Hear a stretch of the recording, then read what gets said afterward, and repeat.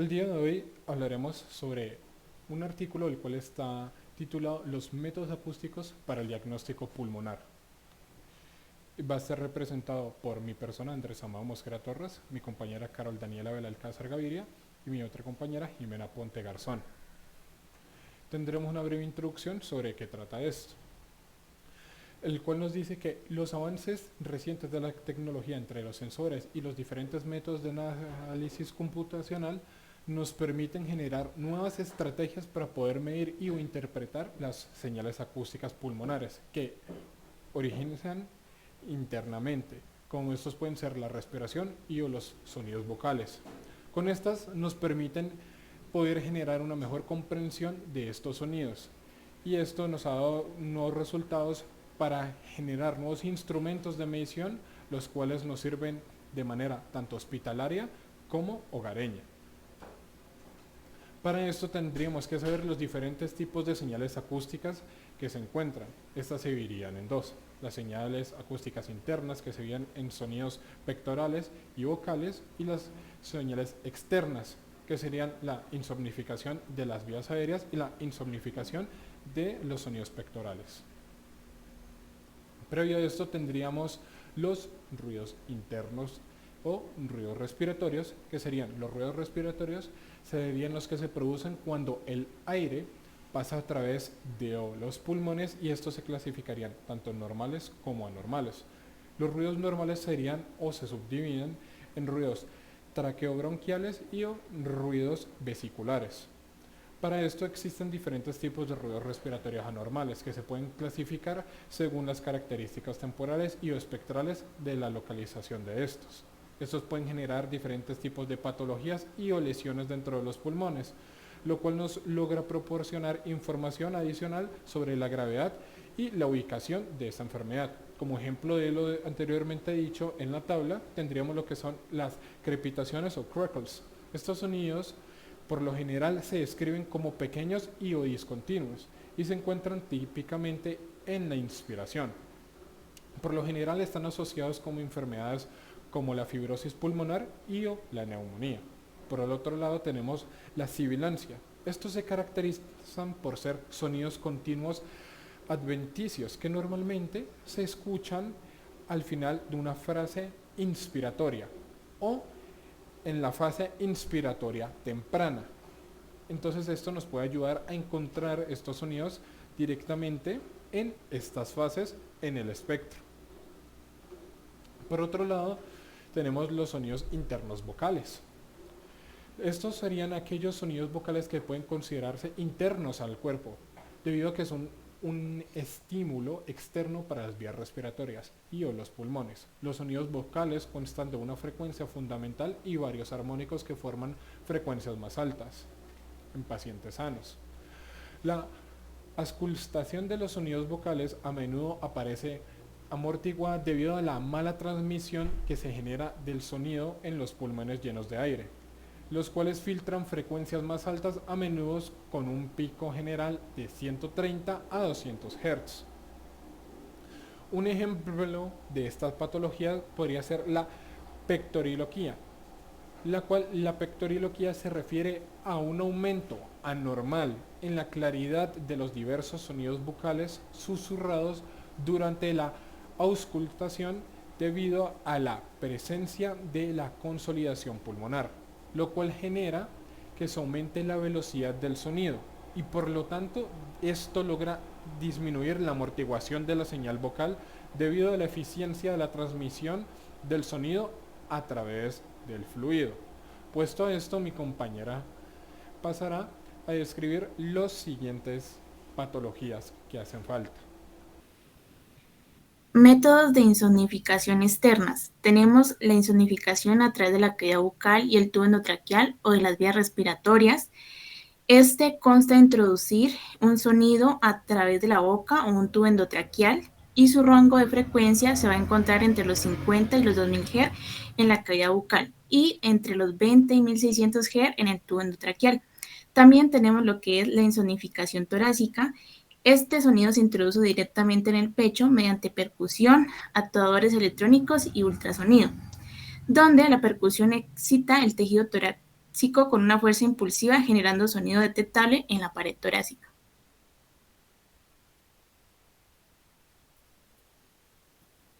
Y propiedades acústicas del tórax. Bueno, como ya sabemos, el tórax humano se compone de 4 tipos diferentes de materiales, como son el tejido duro hueso, tejido blando como el músculo y la grasa, y el aire en las principales vías respiratorias conductoras del árbol bronquial y tejido parenquimatoso, que se encuentra en una mezcla heterogénea de tejido blando. Entre las propiedades podemos encontrar la absorción, que depende de los sonidos de alta frecuencia, propagándose más en las vías respiratorias, y los de baja frecuencia acoplándose ante las paredes. Entre las patologías podemos encontrar la consolidación o acumulación de líquido que pueden alterar esta característica, la resonancia, que son aquellas frecuencias en las que las ondas acústicas se reflejan hacia adelante y hacia atrás debido a la interacción con límites o interfaces. Entre los métodos de medición podemos encontrar el estetoscopio tradicional y electrónico. Estos se utilizan para interpretar el sonido pulmonar y se utilizan diferentes tecnologías de sensores para convertir estas ondas acústicas en señales eléctricas. También tenemos los sensores que pueden registrar vibraciones de la pared torácica utilizando transducción de condensadores y piezoeléctricos.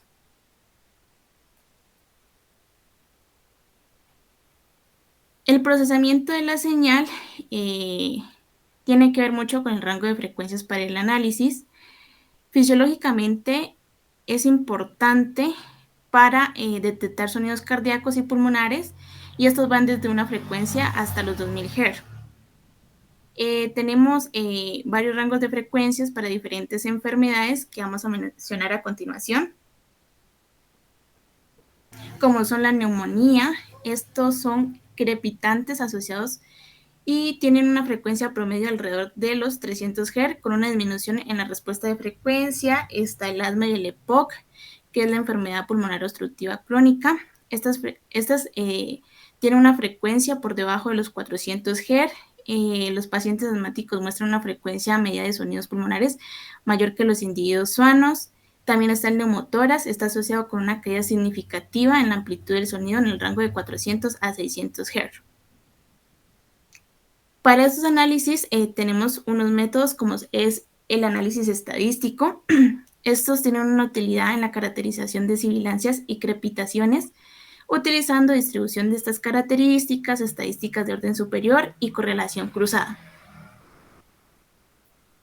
También tenemos la transformada de Fourier discreta.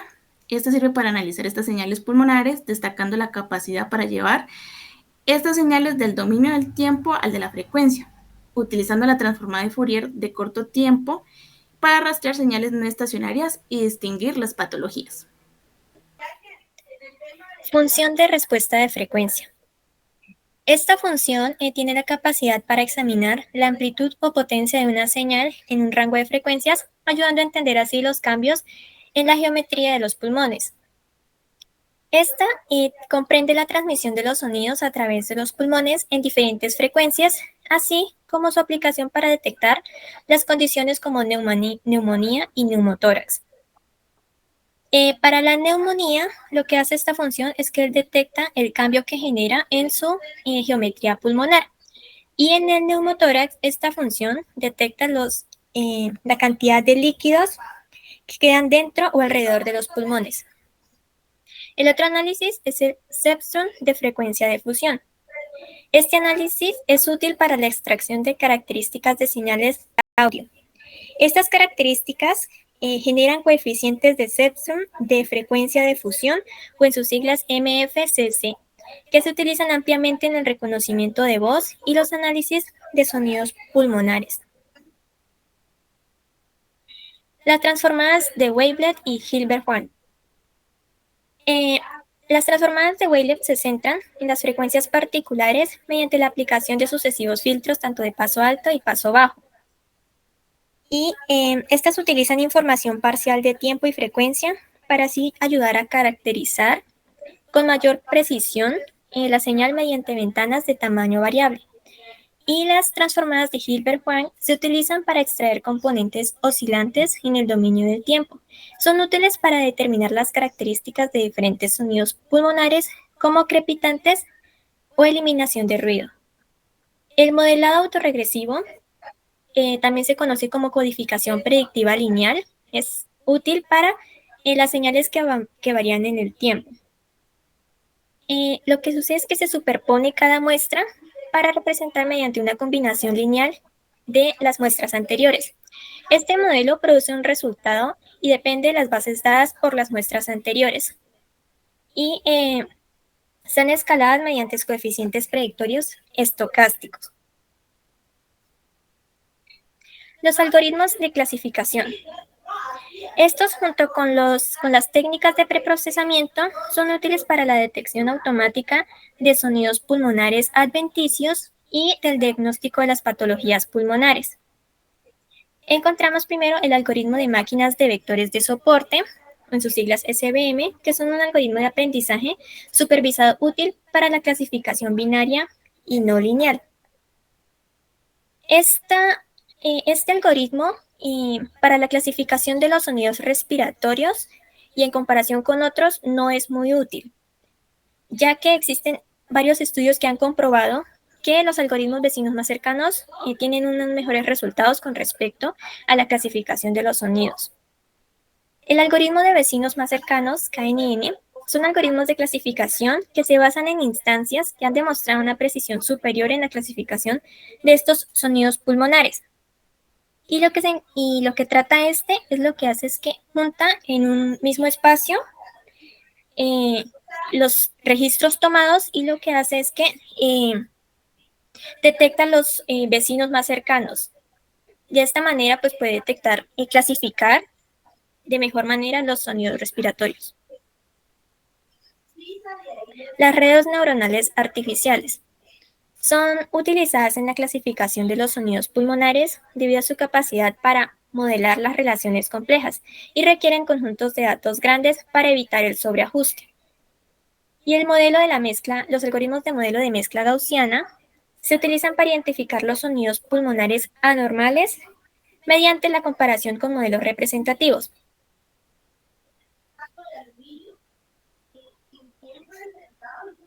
VocalisHealth.com es una empresa que desarrolla una plataforma basada en inteligencia artificial que utiliza los análisis de voz para evaluar el estado de salud de una persona. Esta empresa se creó en el diciembre de 2019 y se formó mediante la fusión de dos empresas israelíes de tecnología sanitaria e inteligencia artificial en fase inicial. VocalisHealth.com es una empresa que desarrolla una plataforma basada en inteligencia artificial que utiliza los análisis de voz para evaluar el estado de salud de una persona. Esta empresa se creó en diciembre de 2019 mediante la fusión de dos empresas israelíes de tecnología sanitaria e inteligencia artificial en fase inicial. Esta empresa creó un dispositivo de software basado en inteligencia artificial que analiza las grabaciones de voz de los pacientes utilizando un teléfono inteligente. Esta tecnología ha centrado su atención en el desarrollo de una aplicación para teléfonos inteligentes que se utilizan en su tiempo para realizar pruebas de COVID-19 y que pueden identificar una firma vocal única en la voz de cada persona y revelar si ha sido infectada. Esto pues se utilizó como para identificar a los pacientes en etapas más tempranas para prevenir la transmisión y permitir que algunos pacientes fueran monitoreados desde la casa en algún lugar, en lugar de que ellos vayan directamente a los hospitales.